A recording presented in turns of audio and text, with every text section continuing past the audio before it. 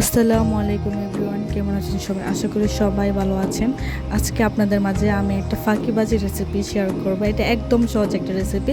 যখন কোনো কিছু রান্না করতে ভালো না লাগবে, মনে চাচ্ছে না রান্না করতে, তখন একদম ঝটপট সহজভাবে এই ফাঁকিবাজি রেসিপিটা বানিয়ে নিতে পারেন। গড়ে দুটা বা একটা ডিম থাকলে এই রেসিপিটা সহজভাবে বানিয়ে নিতে পারেন।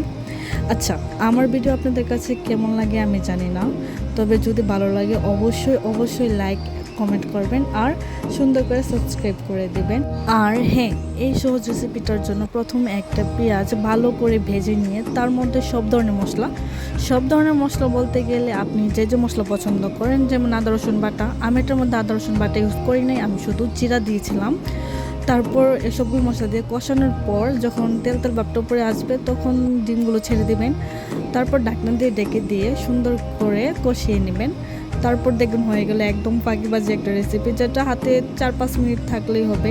ঝটপট একটা রেসিপি এটা। আর যাদের রান্না করতে ভালো না লাগে, রান্না করতে মন চায় না, তারা অবশ্যই আমার রেসিপিগুলো ট্রাই করতে পারে। একদম সহজ রেসিপি বানাই আমি।